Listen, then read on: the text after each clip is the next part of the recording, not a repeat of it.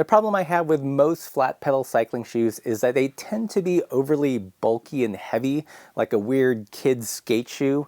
They also tend to be overly stiff, which I don't think is necessary, especially if you're pairing it with a nice high quality wide and grippy pedal. And they also tend to be narrow, which doesn't make sense to me because these aren't supposed to be fashion shoes. These are shoes for exploring, for walking, for hike-a-biking. Why are they so narrow? And because of those things, I tend to look outside of the cycling world looking for my perfect minimalist cycling shoe. But a lot has changed in the last few years, and there have been some pretty interesting shoe drops that are getting closer to my ideal cycling shoe. Take, for example, this one. This is the Giro Tracker, and I think this is a total sleeper hit that not enough people are talking about. There's also this really interesting cycling boot by Quac.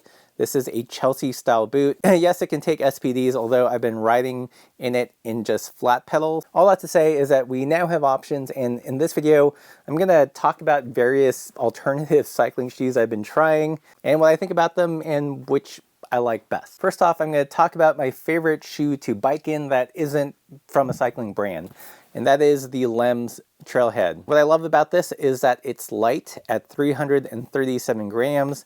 It has a nice grippy outsole. It's got these retro-ish style looks to them. It also has a nice wide, more foot-shaped toe box, which I love. And while it does have some flexibility, it's not as like super flexy as a lot of other minimalist shoes. This is kind of a normie style minimalist shoe, if I can say that. Out of all the cycling and non-cycling shoes I've tried in the last couple years, this is probably my most favorite. Stiff enough to pedal, but flexy enough to do long walks and hike and do other things off the bike. This has a lot of the qualities that I like in a general purpose shoe for both walking and riding, and a shoe that I wish more cycling specific brands would model off of. So for now, let's say this is my platonic ideal for a alternative terrain alt cycling shoe that a non-cycling brand has created. The next shoe I want to talk about is this one. This is by the same brand,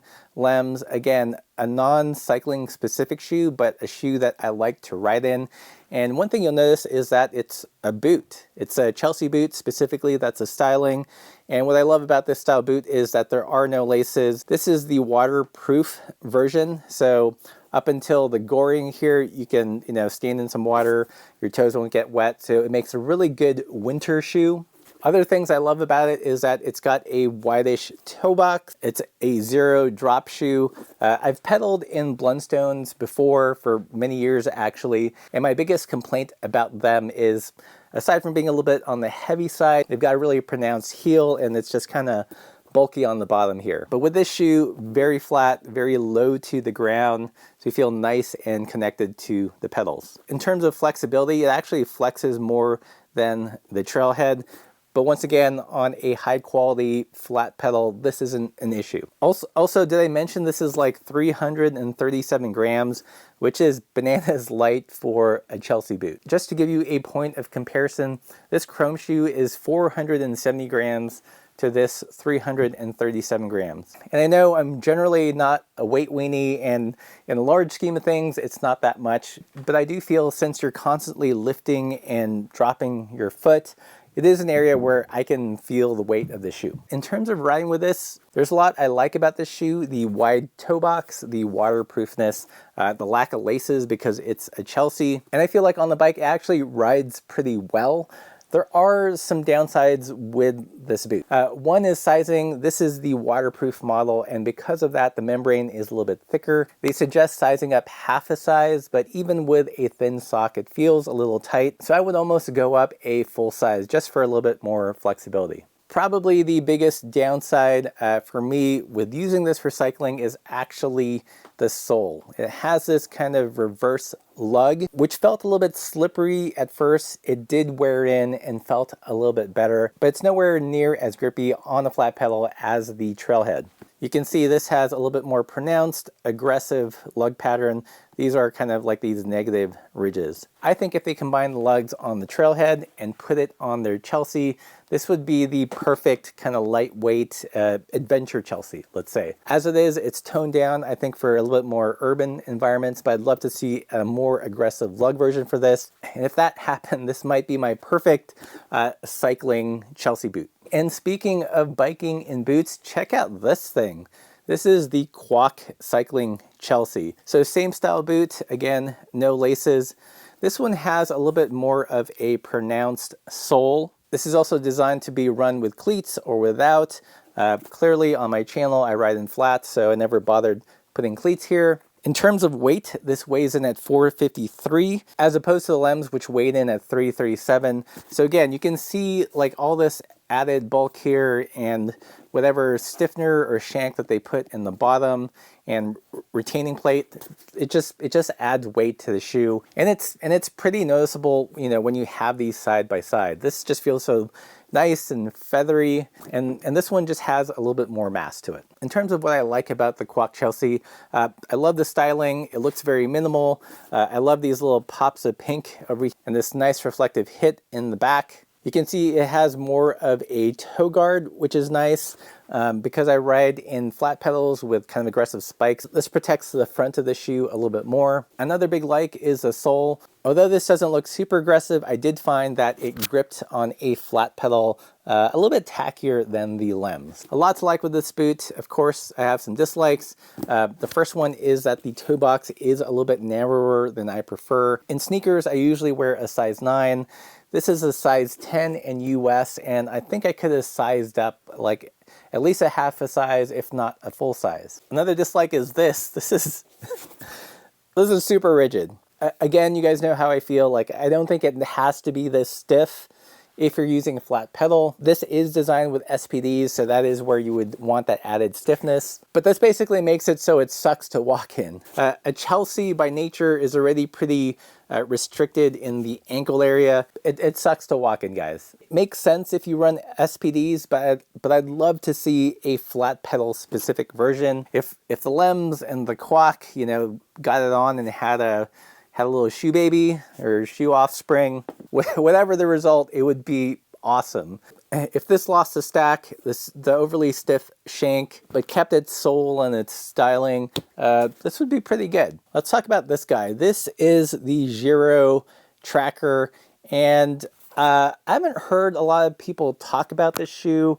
I think because it falls between the cracks. You know, clearly it's not roadie enough for a roadie or mountain bikey enough for a mountain biker. So it falls perfectly in my niche of cycling, and I think this might be one of the most kind of underrated cycling shoes out there on the market that no one is talking about. What I love about this shoe is that it's pretty light. This is 332 grams. This is creeping into the minimalist trail runner shoes that I like. Way lighter than your kind of average flat pedal cycling shoes. So huge thumbs up for that. Another thing you'll notice is that it's very low profile. Again, taking cues from the minimalist trail running world. And it also has a wider than normal toe box. I've had Giro shoes in the past, have been kind of turned off by them because they are so pointy at the toe. This one actually gives you room to flex those toes and not feel all cramped there. The Giro Tracker also has a really, really good grip. Probably the grippiest shoe of the ones I've shown you today. They're calling it their tack rubber. Super grippy, I think as grippy as the sticky rubber on the 510s. Another thing I love about it is that it's very low bulk. A lot of mountain bike shoes tend to go crazy here and have way too much padding. I'm looking at U510. This does have some padding, but it's fairly restrained and actually drops off fairly quickly. If there are any downsides, you know, it's got bow laces. Not a fan of bow laces, to be honest. I think they always loosen over time, and if they break in the middle of nowhere, you're kind of SOL. Very hard thing to repair. Also, there's no real customization of the fit of the shoe with a boa because it just draws it all together. With a traditional lace system, you can skip holes. There's various trail running tricks to give you more room in the toe, tighten up the top, or vice versa. Can't really do that with BOA. They do, however, make a fast lace version, which I'd be curious to try. I've not used it. Hopefully it's just like a traditional lace system. Another minor complaint, again, this isn't huge, the shoe gets so much right, is that it is a little bit on the stiff side.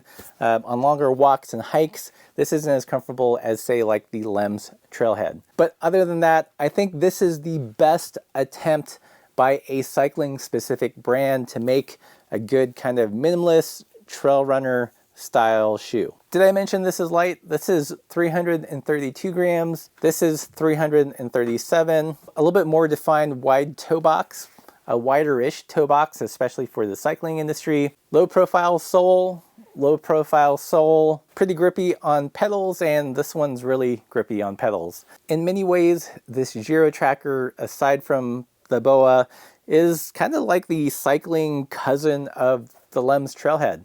I am super impressed by this shoe. You've probably slept on it. The cycling media has slept on it because it doesn't fall within pure road or pure mountain. But for me, right now in 2023, late 2022, this might be my favorite alternative terrain biking shoe from a cycling brand. So I'm curious to know, what are you guys looking for in a cycling shoe? Do you need a super stiff sole, or like me, do you think they're just overly built and you don't really need that when you've got a good pedal? Let me know in the comments below, and if you like this video, like, share, subscribe, all that good stuff. Please consider supporting the channel by joining us on Patreon, where you get access to discounts and perks and giveaways, or stop by the merch store, pick up some stickers, some grips, and as always, keep the supple side down.